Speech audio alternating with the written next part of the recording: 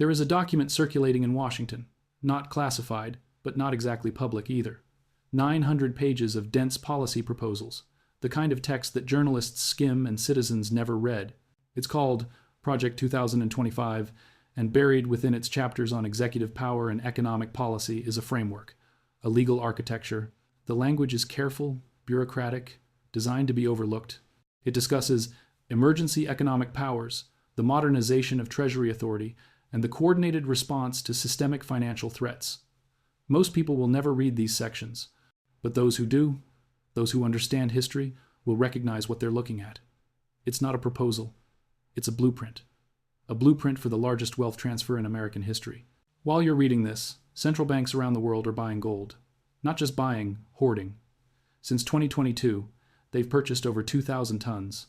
China's central bank has been adding to its reserves every single month, moving gold out of Western vaults and into Beijing. Poland has repatriated its gold from London. Singapore is stockpiling. Russia, despite sanctions, despite being cut off from SWIFT, has continued accumulating. The official reason? Diversification. But here's what they won't tell you. Central banks don't diversify for stability. They prepare for what comes after stability ends. And right now, while the Federal Reserve assures you that inflation is under control at 3%, the world's monetary authorities are positioning themselves for a crisis they publicly claim isn't coming. So let me ask you a question. Why are the people who control the money preparing for a reset they say won't happen? What do they know that you don't? The answer is not hidden. It's written in the mathematics of debt, in the precedent of history, and in the legal frameworks being quietly assembled in think tanks and policy documents. What I'm about to show you is not speculation.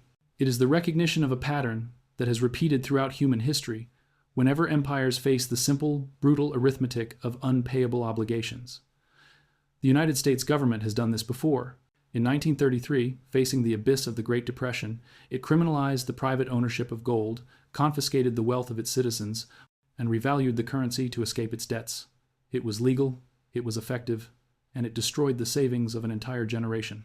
The pattern is activating again. The debt is larger. The crisis is closer. And the legal mechanism is already in place. By the end of this documentary, you will understand exactly how it will work, why it is mathematically inevitable, and what specific indicator will tell you that the order is about to be signed. This is not a prediction. This is an analysis of what happens when unpayable debt meets historical precedent. The only question is not if. The question is when. Let's start with a number. $34 trillion. That is the current national debt of the United States. It represents more than 120% of the entire GDP of the country. Every good, every service, every transaction in the American economy for an entire year, and it still wouldn't be enough to pay off the debt. The Congressional Budget Office released a report in 2024 projecting the long-term fiscal outlook. The conclusion was buried in technical language, but the message was clear. The trajectory is unsustainable. Interest payments on the national debt are now approaching $1 trillion per year. $1 trillion. Not to pay down the debt, but simply to service the interest. That's more than the United States spends on national defense. The government is now borrowing money just to pay the interest on money it has already borrowed. This is the definition of a debt spiral. Historically, when sovereign debt exceeds 120% of GDP, nations face a choice. They can implement brutal austerity, cutting spending so deeply that it triggers social unrest. They can default outright, refusing to pay their creditors and collapsing their currency. Or they can devalue, printing money to inflate away the debt while destroying the savings of their citizens. But the United States is not just any nation. The dollar is the world's reserve currency. A traditional default would detonate the global financial system. There is, however, a fourth option, an option that doesn't require announcing a default, an option that allows the government to recapitalize its balance sheet, restructure its obligations, and introduce a new monetary system, all while maintaining the illusion of continuity. It requires a crisis. It requires a legal framework, and it requires the confiscation and revaluation of the one asset that holds value independent of government promises, gold. This is not theory. The United States government has already done this. On April 5th, 1933, facing a debt crisis and a collapsing banking system, President Franklin Delano Roosevelt signed an executive order that made it illegal for American citizens to own gold. What followed was the largest peacetime wealth confiscation in American history. The precedent exists. The legal structure exists. And the crisis is coming. To understand what's coming, you must first understand what has already happened. The year is 1933. America is drowning. The Great Depression has entered its fourth year. 1 in 4 workers is unemployed. Banks are failing at a rate of dozens per week. The federal government is technically insolvent, and the dollar, by law, is pegged to gold at $20.67 per ounce. Roosevelt cannot devalue the currency without first breaking the legal link to gold. On April 5, 1933, Roosevelt signs Executive Order 6102. The text is simple and devastating. It declares that all persons are required to deliver all gold coin, gold bullion, and gold certificates to a Federal Reserve Bank by May 1, 1933. Failure to comply is punishable by a fine of $10,000 or up to 10 years in prison. Americans are told this is necessary to fight hoarding, to stabilize the economy, to protect the nation. Most comply out of fear, out of patriotism, out of trust in the system. The gold flows into Federal Reserve vaults, and then comes stage 2. On January 30th, 1934, less than a year after the confiscation, Congress passes the Gold Reserve Act. This law changes the official price of gold from $20.67 per ounce to $35 per ounce, a stroke of a pen, an overnight revaluation of 40%. Every American who turned in their gold at the old price just lost 40% of their wealth. The government, now holding the consolidated gold reserves of the nation, sees its balance sheet magically improve. The dollar is effectively devalued. The real value of the government's debts, denominated in dollars, has just shrunk by 40%. The wealth was not destroyed. It was transferred from the citizen to the state. It was a nationalization of wealth disguised as monetary policy. It was legal theft, and it worked. The devaluation helped end the deflationary spiral. But the cost was borne entirely by those who had obeyed the law, those who had trusted the government. Executive Order 6102 remained in force until 1974. For 41 years, it was illegal for an American citizen to own monetary gold in their own country. The lesson is simple. When a government faces a debt it cannot pay, it will confiscate that asset under the cover of emergency, with legal authority and with the promise of fairness, a promise it will break the moment the transfer is complete. The legal authority to do it again exists today. Published by the Heritage Foundation, Project 2025 is a comprehensive policy blueprint for a conservative administration. There are sections buried in the middle that read differently if you know what to look for.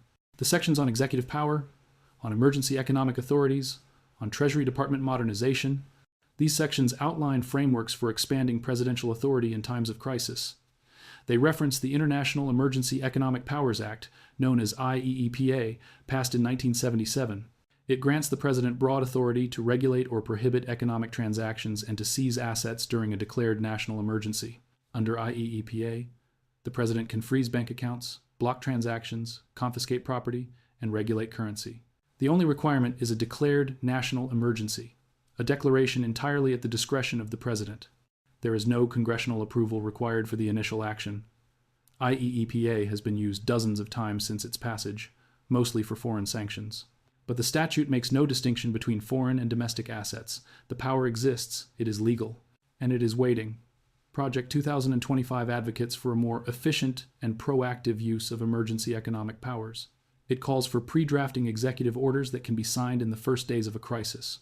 To the casual reader, this sounds like prudent crisis management. To someone familiar with history, it sounds like preparation for Executive Order 6102.2. Consider the parallel. In 1933, Roosevelt didn't invent the legal authority to confiscate gold. He used the Trading with the Enemy Act of 1917, a wartime law that had remained on the books. The authority was already there. IEEPA is the modern equivalent. It is broader, more flexible, and has been normalized through decades of use. The infrastructure for digital enforcement is far more advanced than anything available in 1933. The government doesn't need to go door to door. Financial institutions are required to report to the Treasury. ETFs and digital gold platforms can be frozen with a keystroke. Safe deposit box records can be subpoenaed. Blockchain transactions are transparent. Enforcement would not be difficult. It would be surgical. The final piece is coordination with a new monetary system. For a central bank digital currency to gain international acceptance as a reserve currency, it needs credibility. It needs asset backing. And that asset backing, in a world where confidence in fiat currencies is eroding, is gold. A revalued gold reserve, say gold marked to $20,000 per ounce, provides that backing, but only if the government controls the gold. Which brings us back to confiscation. If you want to know what's really happening in the global economy, don't listen to central bank press releases. Watch what central banks are doing. Since 2022, the world's central banks have been buying gold at a pace not seen in over 50 years. Over 2,000 tons in just 2 years. The World Gold Council publishes quarterly reports on central bank gold purchases. In 2022, central banks bought more gold than in any year since 1967. And then, in 2023, they broke that record again. China's central bank has reported increases to its gold reserves in nearly every month for the past 2 years. Russia, despite being cut off from Western financial systems, has continued to accumulate. Poland moved more than 100 tons of gold out of the Bank of England and back to Warsaw. These are the institutions that manage the monetary systems of their nations, and they are moving into gold. Throughout history, when central banks accumulate gold while simultaneously telling the public to trust fiat currency, it signals an impending reset. It happened before the collapse of Bretton Woods in 1971. In the years leading up to Nixon closing the gold window, foreign central banks were aggressively redeeming dollars for gold because they knew the USS could not maintain the peg. They were front-running the devaluation. The central banks knew what was coming. The public did not. The same pattern is emerging now, but with a critical difference. This time, the confiscation precedes the revaluation. In 1971, individuals could still own gold. They could protect themselves. But if Executive Order 6102.2 is implemented, private ownership will be criminalized before the revaluation occurs. Central banks are positioning themselves on the right side of the wealth transfer. They are acquiring gold at the current price, knowing that when the reset happens, the price will be many multiples higher. Then there is the bond market. The yield curve has been inverted for over a year. Historically, yield curve inversions precede recessions. But this is a signal that the market has lost confidence in the long-term fiscal stability of the United States. When that relationship inverts, it means investors would rather lock in a lower rate now than trust that the government will be able to pay them back in 10 or 30 years. Over the past 2 years, foreign holders of U.S. Treasuries have been reducing their positions. China has cut its treasury holdings significantly. Japan has slowed its purchases. Saudi Arabia has diversified into other assets. These are the pillars of the global dollar system, and they are quietly stepping back. They know the mathematics. They know that at current debt levels, the U.S. will eventually face a choice: default, hyperinflation, or restructuring. And restructuring means a reset. Let's walk through exactly how it happens. Not in theory, but in the specific operational mechanism by which a modern confiscation would be executed. It begins with an event. A major bank fails, or a sovereign debt crisis triggers a flight from treasuries, or a cyber attack on the financial system creates panic. The president addresses the nation. Under the International Emergency Economic Powers Act, a national economic emergency is declared. Markets are already in chaos. The public is afraid, and in that fear, the executive order is signed. The order would cite the legal authority under IEEPA. It would reference the precedent of Executive Order 6102, and it would declare that, effective immediately, the private ownership of non-numismatic gold bullion is prohibited. Citizens would be required to surrender all gold bullion to designated Federal Reserve banks within 30 days. Compensation would be provided at the official rate, roughly the market price at the time of the order. Failure to comply would be a felony. This is where 2025 differs from 1,933. The government does not need to go door to door. Every major gold dealer in the United States is required to report large transactions to FinCEN. The government already has a database of who has been buying gold. Every gold-backed ETF, every digital gold platform, every vault storage company is a regulated financial entity. Within hours of the order being signed, these institutions would receive a directive: freeze all accounts, halt all redemptions, and provide customer lists to the Treasury Department. Trading on SPDR gold shares would be suspended. Safe deposit boxes would be next. Banks maintain records of box holders. A subpoena would compel disclosure. You don't need to raid every box. You just need to create the threat of prosecution. Most people will comply because they are afraid. Over the 30-day window, gold flows into Federal Reserve banks. Citizens arrive with their bullion. They receive a credit to their bank account in digital dollars at the official rate. For many, this will feel fair. After all, it's the market price. What they don't know is what comes next. The government is not confiscating gold because it wants to hold gold. It is confiscating gold because it wants to revalue gold. And revaluation only works if the government controls the supply. The 30-day window closes. The government now holds the consolidated gold reserves of the private sector, and then comes the announcement. The Treasury Department, in coordination with the Federal Reserve, declares a new monetary framework. A new digital dollar, a central bank digital currency, will be introduced. And to ensure international confidence, it will be partially backed by gold. But not at the confiscation price. At a new official price of $20,000 per ounce, or $15,000. The exact number doesn't matter. What matters is that it is many multiples higher than the confiscation price. If you surrendered your gold at $2,500 per ounce, and the government revalues it to $20,000 per ounce, you have just lost 87.5% of your wealth. You were paid, you received $2,500 per ounce, but the value of what you surrendered is now 8 times higher, and you no longer own it. The government does. And the government's balance sheet has just improved by trillions of dollars. The national debt is effectively reduced. The new digital currency is introduced with asset backing. The crisis is declared over, and the wealth has been transferred from the citizen to the state. Every monetary reset in history is sold as necessary for the common good. But when the dust settles, wealth flows from those who trusted the system to those who controlled it. The compliant citizen who bought gold as a hedge will surrender it at the official rate and watch as the government revalues it weeks later. Holders of paper dollars, savings accounts, treasury bonds, pension funds will see their old dollars converted at a fixed rate to the new digital dollar, but the inflation that follows the reset will erode what little value remains. Central banks and governments are positioned on the right side of the revaluation. They have been accumulating gold for years at the old price. When the revaluation happens, their balance sheets improve overnight. The U.S. Treasury, now holding confiscated private gold plus its existing reserves, sees a multi-trillion-dollar recapitalization. This is transferred wealth, transferred from private citizens to public institutions. It allows the government to restructure its debts and introduce a new currency from a position of strength. The crisis is resolved not through growth or productivity, but through confiscation and revaluation. But the transfer of wealth is not the end goal. It is the means to an end. The real prize is the introduction of a central bank digital currency with full surveillance and control capabilities. A CBDC is programmable money, money that can be tracked, monitored, controlled at the transaction level. The government will know every purchase you make. But it goes further. Expiration dates on savings to force spending, restrictions on certain purchases, negative interest rates that automatically erode your balance, freezing of accounts for political dissent. These features are being discussed openly in central banking forums. The technology exists. The only barrier is public acceptance. And public acceptance is achieved through crisis. History does not announce itself. It unfolds in stages. The confiscation will not come out of nowhere.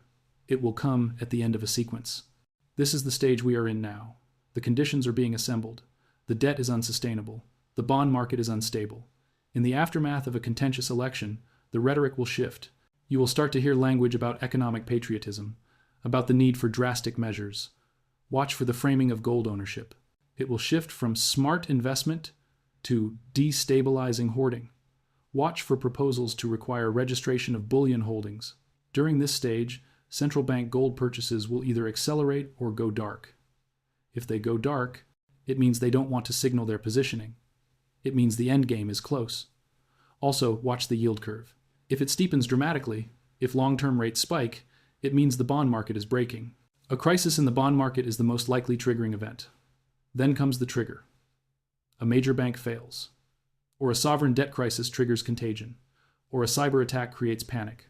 The president addresses the nation. Under IEEPA, a national economic emergency is declared, and within days, the executive order is signed. Not weeks, days. The 30-day window for compliance opens. Those who comply will be called patriots. Those who resist will be called hoarders. The government will publicize a few high-profile prosecutions to create deterrent effect. Most people will comply because they are afraid. After the window closes, the revaluation is announced. The Treasury unveils a new monetary framework. The old dollar is phased out. A new digital dollar is introduced, backed by gold revalued at a much higher price. Old dollars are converted at a 1-to-1 rate. But the purchasing power dynamics have shifted. The crisis is declared over. And the population, exhausted and relieved, accepts the new system. Every time this analysis is presented, 3 objections are raised. The government wouldn't dare. People would revolt. This assumes Americans would resist en masse. History suggests otherwise. In 1933, compliance was over 90%. The majority of Americans turned in their gold voluntarily because they were afraid, because they trusted the government. and because the penalties for non-compliance were severe, resistance requires organization. But the confiscation will be executed quickly, during a crisis, when people are disoriented. By the time the implications are understood, the window will have closed. The courts would strike it down as unconstitutional. Executive Order 6102 was challenged in court. Multiple cases reached the Supreme Court, and the Supreme Court upheld the order.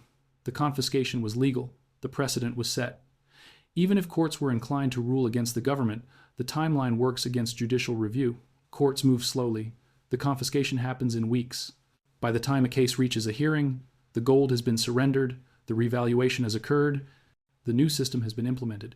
Courts defer to the executive during emergencies. We're not on a gold standard anymore, so this makes no sense. This misunderstands the purpose. The confiscation is not about maintaining a gold standard. It is about transitioning to a new monetary system with enough credibility to maintain the dollar's global role. The current dollar system is losing credibility. If the U.S.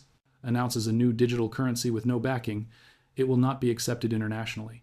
But if the new digital dollar is introduced with a strategic gold reserve, revalued to reflect modern realities, it signals that this currency has asset backing.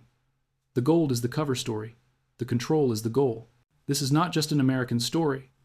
The crisis of unpayable debt is happening everywhere. World debt exceeds $300 trillion. Japan's debt to GDP ratio exceeds 250%. Italy, France, the UK are running unsustainable deficits. China's local government debt is a black hole. The system, globally, is insolvent. And just as the US is preparing contingency plans, so too are other nations. The BRICS nations have been discussing alternatives to the dollar system. There is talk of a BRICS currency, potentially backed by commodities including gold. The Bank for International Settlements has published papers on emergency monetary frameworks and contingency planning for systemic transitions. These are the discussions happening at the highest levels of global finance.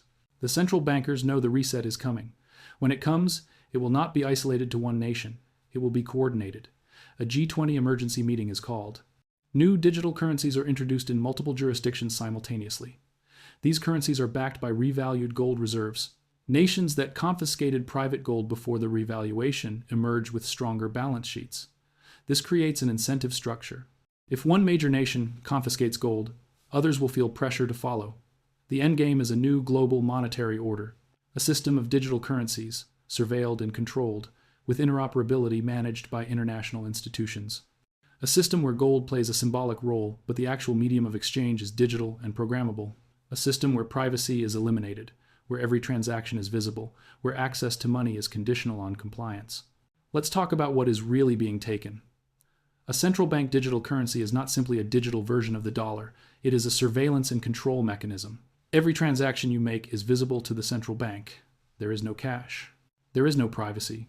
There is no way to operate outside the system. Programmable money means the central bank can impose rules on how your money is used. Expiration dates on savings, restrictions on certain purchases, negative interest rates applied automatically, geographic restrictions, political restrictions. If you donate to the wrong organization, your account is flagged, then limited, then frozen. You will not be arrested. You will simply find that your money no longer works. China has already implemented a version of this with its social credit system and digital yuan. Behavior is monitored. Scores are assigned. Access to services is conditional on your score.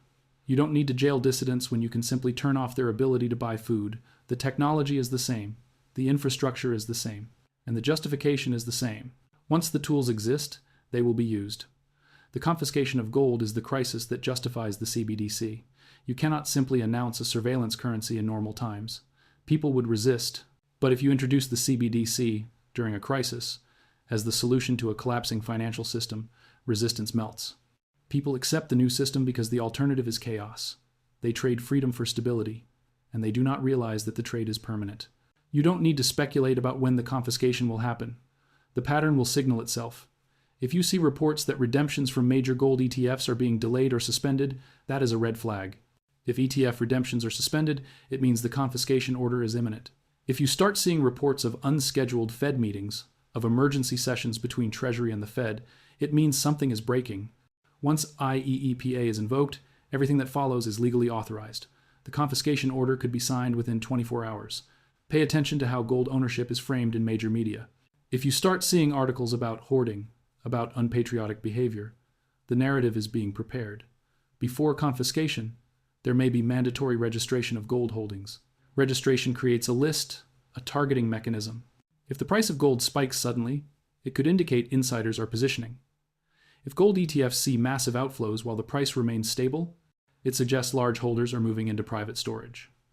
When these signals converge, the executive order is imminent. The window for action will be measured in days. The time to act is before the signals converge. In 1933, the warning signs were there. The banking system was collapsing. The debt was unsustainable. And then, on April 5th, President Roosevelt signed an executive order that made private gold ownership a crime. Most Americans complied. They trusted the government. They turned in their gold at $20.67 per ounce. 9 months later, the government revalued that gold to $35 per ounce. The citizens who obeyed lost 40% of their wealth overnight. The warning signs are here again. The debt is mathematically impossible to repay.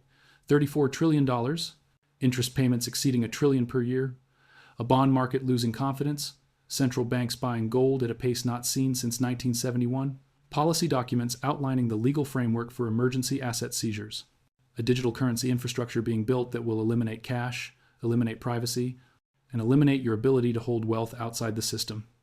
The pattern is unfolding in plain sight. The mathematics are inescapable. You cannot pay back $34 trillion through growth. You cannot inflate your way out without destroying confidence. The only solution is to confiscate and revalue, to transfer wealth from the private sector to the public sector. This is the historical playbook, and the playbook is being followed. So here's the question you must answer. Will you be on the side of those who comply, who trust the system, who surrender their wealth at the official price only to watch it revalued in government hands? Or will you be on the side of those who prepared, who recognized the pattern, who positioned themselves outside the reach of the confiscation? Central banks are buying gold while telling you inflation is under control. They are preparing for a crisis they publicly say will not happen, because they know the mathematics. They know the debt cannot be paid.